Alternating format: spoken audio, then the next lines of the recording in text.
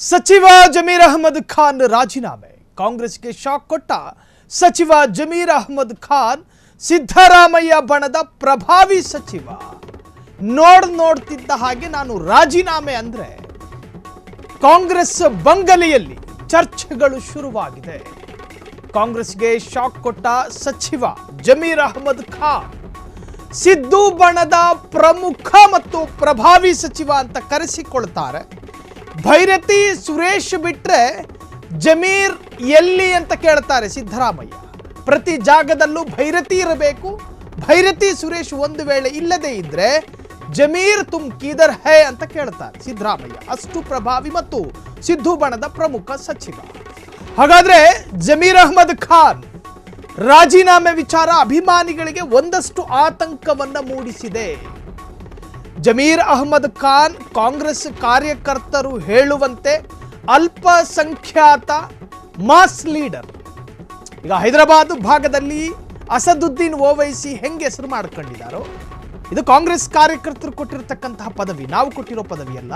ಕಾಂಗ್ರೆಸ್ ಕಾರ್ಯಕರ್ತರು ಹೇಳಿಕೊಳ್ಳುವಂತೆ ಅಲ್ಪಸಂಖ್ಯಾತ mass leader Zameer Ahmed Khan ವಕ್ಫ್ ಮತ್ತು ವಸತಿ ಸಚಿವ ರಾಜೀನಾಮೆ ಕೊಡ್ತಾರಂತೆ. ಅದಕ್ಕೆ ಕಾರಣ ಜಮೀರ್ ರಾಜೀನಾಮೆಗೆ ಈಗಾಗಲೇ ಅಭಿಮಾನಿಗಳು ಕಂಗಾಲಾಗಿದ್ದಾರೆ.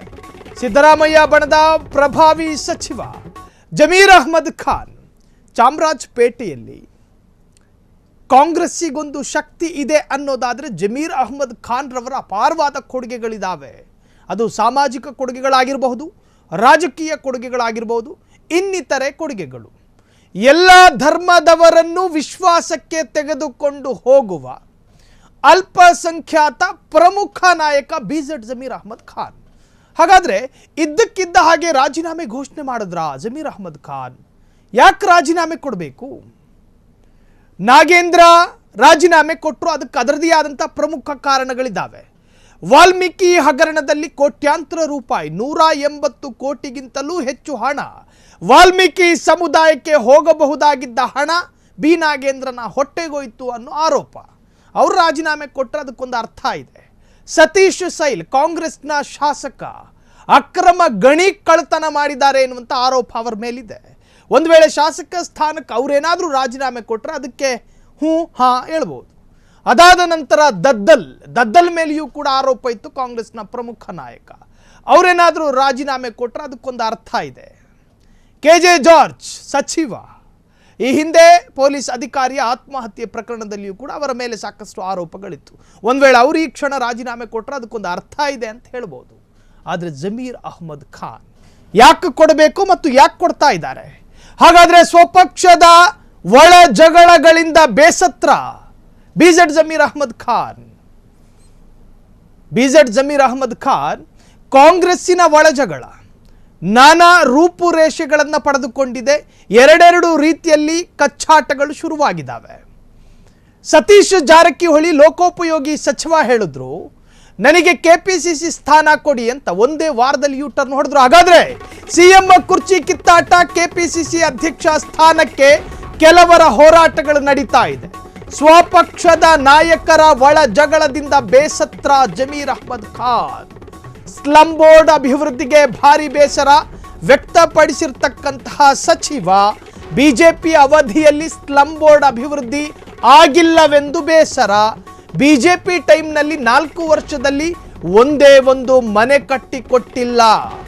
ಒಂದೇ ಮನೆ ಕಟ್ಟಿಕೊಟ್ಟಿದ್ರೆ ರಾಜೀನಾಮೆ ಕೊಡ್ತೀನಿ ಎಂದ ಜಮೀರ್ ಅಹಮದ್ ಖಾನ್. CM ಕುರ್ಚಿ ಕಿತ್ತಾಟ, KPCC ಅಧ್ಯಕ್ಷ ಸ್ಥಾನಕ್ಕೆ ಕೆಲವರ ಹೋರಾಟ, ಸ್ವಪಕ್ಷದ ನಾಯಕರ ಒಳ ಜಗಳದಿಂದ ಬೇಸತ್ರ ಜಮೀರ್ ಅಹಮದ್ ಖಾನ್. ಬಿಜೆಪಿ ಸ್ವತಂತ್ರವಾಗಿ ಅಧಿಕಾರದಲ್ಲಿತ್ತಲ್ಲ, ಆಗಲೂ ಕೂಡ ಸ್ಲಂ ಬೋರ್ಡ್ ಅಭಿವೃದ್ಧಿ ಆಗಲಿಲ್ಲ. ಅದಾದ ನಂತರ ಬಿಜೆಪಿ ಮತ್ತು JDS ಮೈತ್ರಿ ಬಂತಲ್ಲ, ಆ ಸಂದರ್ಭದಲ್ಲೂ ಕೂಡ ಸ್ಲಂ ಬೋರ್ಡ್ ಅಭಿವೃದ್ಧಿ ಆಗಿಲ್ಲ.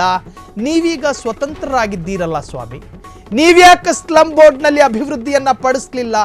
ಹಂಗಂತ ವಿರೋಧ ಪಕ್ಷದವರು ಕೂಡ ಪ್ರಶ್ನೆ ಮಾಡ್ತಾರೆ. ಸಮರ್ಥವಾಗಿ ಉತ್ತರಿಸಬೇಕಾಗುತ್ತೆ ಬಿಜೆಡ್ ಜಮೀರ್ ಅಹಮದ್ ಖಾನ್. ಬಿಜೆಪಿಯವರು ಸ್ಲಂ ಬೋರ್ಡ್ ಅಭಿವೃದ್ಧಿ ಪಡಿಸಲಿಲ್ಲ ಅನ್ನೋ ಬೇಸರಕ್ಕೊಂದು ನ್ಯಾಯ ಇದೆ. ಬಿಜೆಪಿ ಮತ್ತು JDS ಮೈತ್ರಿ ಸರ್ಕಾರ ರಚನೆಯಾದಾಗಲೂ ಸ್ಲಂ ಬೋರ್ಡ್ ಅಭಿವೃದ್ಧಿ ಆಗಲಿಲ್ಲ ಅನ್ನೋದಕ್ಕೂ ಒಂದು ನ್ಯಾಯ ಇದೆ. ಈಗ ನಿಮ್ಮದೇ ಸರ್ಕಾರ ನಿಮ್ಮದೇ ಸಾಮ್ರಾಟ, ನಿಮ್ಮದೇ ಚಕ್ರವರ್ತಿ ರಾಜ್ಯವನ್ನ ಆಳ್ತಾ ಇದ್ದಾರೆ. ಈಗ ಯಾಕಾಗಲಿಲ್ಲ? ನಿಸ್ಸಹಾಯಕೆಯ ಉತ್ತರವನ್ನು ಕೊಟ್ಟು ರಾಜೀನಾಮೆ ಕೊಡ್ತೀನಿ ಅಂದರೆ BZ ಜಮೀರ್ ಅಹ್ಮದ್ ಖಾನ್ ರವರ ಈ ನಿರ್ಧಾರವನ್ನು ಒಪ್ಪಿಕೊಳ್ಳೋದಕ್ಕೆ ರಾಜ್ಯದ ಜನರು ತಯಾರಿಲ್ಲ. ಇದೊಂಥರ ನಿಸ್ಸಹಾಯಕತೆ ಅಲ್ವಾ? ನಿಮ್ಮದೇ ಗೃಹ ಸಚಿವರು ರಾಜ್ಯ ಬೆಂಕಿ ಹೊತ್ಕೊಂಡು ಉರಿದ್ರೂ ಕೂಡ ಅದೊಂದು ಆಕಸ್ಮಿಕ ಘಟನೆ ಅಂತ ವ್ಯಾಖ್ಯಾನಿಸ್ತಾರೆ. ಯಾರು? ಜಿ ಪರಮೇಶ್ವರು. ರಾಜ್ಯ ಕೋಮು ದಳ್ಳೂರಿಯಿಂದ ಹೊತ್ಕೊಂಡು ಉರಿದ್ರೂ ಕೂಡ ಅದು ಆಕಸ್ಮಿಕ ರೀ, ಇವತ್ತು ಆಗುತ್ತೆ ನಾಳೆ ಸರಿ ಆಗುತ್ತೆ ಅನ್ನೋ ಗೃಹ ಸಚಿವರು ನಿಮ್ಮ ಸರ್ಕಾರದಲ್ಲಿ. ಹೀಗಿದ್ದ ಸಂದರ್ಭದಲ್ಲಿ BZ ಜಮೀರ್ ಅಹ್ಮದ್ ಖಾನ್ ರವರು ಒಳಜಗಳ, ಸ್ಲಂ ಬೋರ್ಡ್ ಅನಭಿವೃದ್ಧಿ, ಜೊತೆಗೆ ಕಾನೂನು ಸುವ್ಯವಸ್ಥೆ ಹದಗೆಟ್ಟಿರೋ ಕಾರಣ ಇವೆಲ್ಲವನ್ನ ಮುಂದಿಟ್ಕೊಂಡೇನಾದರೂ ರಾಜೀನಾಮೆಗೆ ಘೋಷಣೆಯನ್ನ ಮಾಡಿದ್ದಾರಾ? ಈ ಅರ್ಥದಲ್ಲೂ ಕೂಡ ಕೈ ಬಂಗಲೆಯಲ್ಲಿ ಚರ್ಚೆಗಳು ಶುರುವಾಗಿದೆ. ಸ್ವಪಕ್ಷದ ನಾಯಕರ ಒಳಜಗಳದಿಂದ ಬೇಸತ್ರ ಜಮೀರ್ ಅಹ್ಮದ್ ಖಾನ್. ಒಂದು ಕಡೆ ಸತೀಶ್ ಜಾರಕಿಹೊಳಿ ದೆಹಲಿಗೆ ಹೋಗ್ತಾರೆ, ಅವರು ರಿಟರ್ನ್ ಆಗೋಷ್ಟರಲ್ಲಿ ಬೇರೊಬ್ಬ ನಾಯಕ ಮತ್ತೊಮ್ಮೆ ದೆಹಲಿಗೆ ಹೋಗ್ತಾರೆ. ಸ್ವಪಕ್ಷದ ನಾಯಕರಲ್ಲೇ ಒಮ್ಮತಗಳಿಲ್ಲ. ಜಾತಿ ಜನಗಣತಿ ಚರ್ಚೆಯಾದಂತಹ ಸಂದರ್ಭದಲ್ಲಿ ಕೇಂದ್ರ ಸಚಿವ ಪ್ರಹ್ಲಾದ್ ಜೋಶಿ ಒಂದು ಮಾತು ಹೇಳಿದ್ರು, ಸಾಂದರ್ಭಿಕವಾಗಿ ನಾನು ನೆನಪಿಸ್ತಾ ಇದ್ದೀನಿ. ನೀವು ಜಾತಿ ಜನಗಣತಿನ ಆಮೇಲೆ ಮಂಡನೆ ಮಾಡಿ, ಮೊದಲು ನಿಮ್ಮ ಶಾಸಕರು ಮತ್ತು ಸಚಿವರ ನಡುವೆ ಒಮ್ಮತಗಳಿದಾವ ಅಂತ ಹೇಳಿ ಚೆಕ್ ಮಾಡ್ಕೊಳ್ಳಿ, ಕ್ರಾಸ್ ವೆರಿಫೈ ಮಾಡ್ಕೊಳ್ಳಿ ಅಂತ ಪ್ರಹ್ಲಾದ್ ಜೋಶಿ ಅವರು ಕಾಂಗ್ರೆಸ್ಗೆ ಒಂದು ಸಲಹೆ ಕೊಟ್ಟರು. CM ಕುರ್ಚಿ ಅಲುಗಾಡೋ ಸಂದರ್ಭ ಬಂದಾಗಲೆಲ್ಲ ಜಾತಿ ಜನಗಣತಿ ಅನ್ನೋ ಭೂತ ತೋರಿಸ್ತೀರಾ ಅಂದ್ರು ಆರ್ ಅಶೋಕ್. ನಿಮ್ಮ ಅಸ್ತಿತ್ವವನ್ನು ಉಳಿಸಿಕೊಳ್ಳೋದಕ್ಕಾಗಿ ಜಾತಿ ಜನಗಣತಿ ಎನ್ನುವಂಥ ಅಸ್ತ್ರವನ್ನು ಪ್ರಯೋಗ ಮಾಡ್ತಾ ಇದ್ದೀರಾ ಅಂತ ಹೇಳಿದ್ರು. ಯಾರು? State BJP president BY Vijayendra. ಇಂತಹ ಹೊಸ್ತಿಲಲ್ಲಿ ವಕ್ಫ್ ಮತ್ತು ವಸತಿ ಸಚಿವ BZ ಜಮೀರ್ ಅಹ್ಮದ್ ಖಾನ್ ರಾಜೀನಾಮೆಯನ್ನ ಕೊಡ್ತಾರಾ ಎನ್ನುವಂತಹ ಚರ್ಚೆಗಳು ಶುರುವಾಗಿದೆ. ಹಾಗಾದ್ರೆ ರಾಜಕೀಯ ನಡೆ ಅಥವಾ BZ ಜಮೀರ್ ಅಹ್ಮದ್ ಖಾನ್ ಅವರ ನಿರ್ಧಾರ ಪ್ರಾಕ್ಟಿಕಲ್ ಆಗುತ್ತಾ? ಕಾದು ನೋಡೋಣ.